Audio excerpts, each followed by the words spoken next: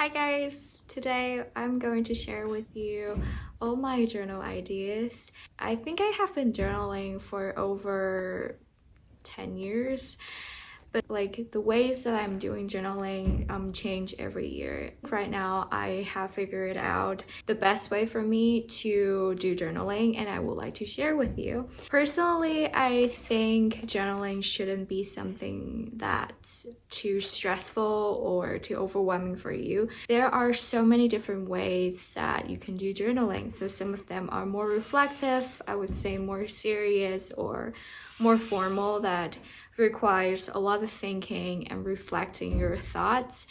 There's other journal that is like very chill, fun to do. So I would like to share my journal ecosystem with you guys. I have 4 different journals. They are all used for different purposes and they all document different part of my life. I will separate my journals into high energy level or low energy level. So high energy level requires a lot of thinking. I need to spend more time and effort in doing it, and also required more reflection on it as well. The other one is low energy level. It's very fun to do, very chill and easy. So I got 4 journals in here. They are all for different purposes, and how I would classify what journal to use are kind of based on my energy level. I typically need more energy when I'm doing these 2 journals, but these 2 are for fun time. So it's chill, very fun to do. So this is my ass journal drawing. I don't do that all the time, as you can see. I think I started this journal a year ago, and I only finished half of them. Basically, I paint all the things using watercolor or some marker for special occasions, specifically for things that I wanted to record. For example, my traveling, I like to paint things in watercolor. So this is this year's Christmas. So basically I draw a ball, and then I designed my own Christmas card, so I will put it here. And then I did a watercolor illustration for the Christmas menu that I had. And as you can see, it involves a lot of painting and drawing. It took me quite a long time to do it, so I don't do it often. So that's why I call my high energy level journal. It takes a lot of energy and time to finish still, so I only did that when I have the time. They aren't about my everyday life. It's mostly special moments that I like to capture. For examples, this is the house that I used to live in London. And then I got some of my very first plants in London. Moving on is, I think, the Christmas that I had with my friend. So basically, it's a bunch of painting, how I like to document when I was doing traveling.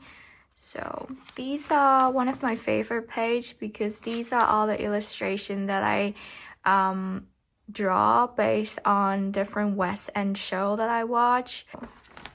This is my drawing journal. Then it's my low energy level that I would like to share with you. It's a new journal that I started to do.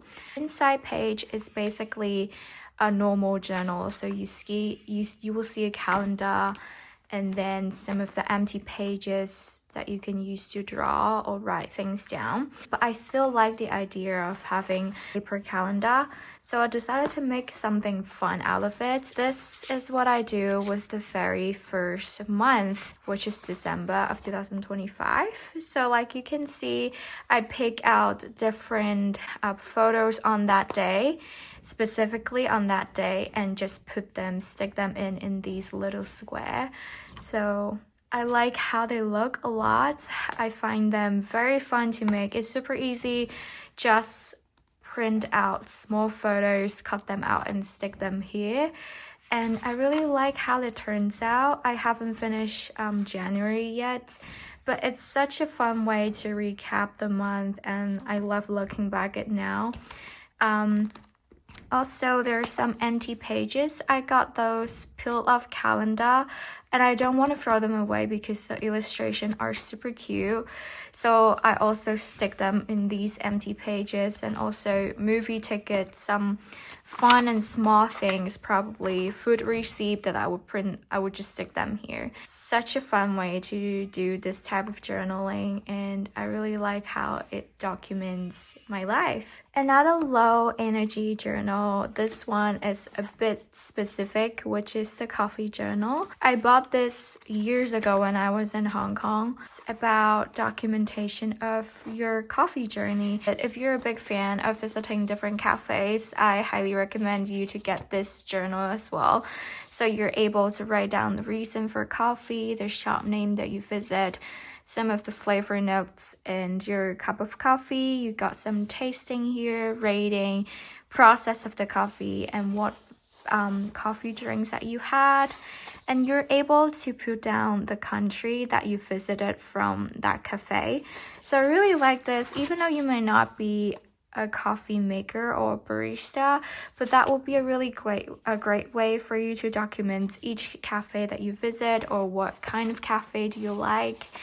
But personally, I use that as my coffee journal to write down all the beans that I purchased and what kind of brewing methods that I've used. What do I think about that beans? Yeah, it's like a little notebook of my coffee experiments. I cut down the package. For example, this is the beans that I'm about to finish. So I will cut out these package of the beans and stick them here. I also write down what methods, what's the recipe that I use, what do I feel like about these beans. And I really like it. And every time I open it, it smells like coffee because of the packages of the bean. And yeah, it's also a very fun way to do a journal for the hobbies that you have. I feel like it's super important. Moving on to my last journal. This journal, it's the highest energy level, I would say. I decorated with different stickers that I have collected around the world. We got Hong Kong here, Japan here, and some of the Sydney stickers in here as well. This is the headquarter of my brain. I do reflective journals in here. So every week I like to do a weekly reflection on how do I feel about that week.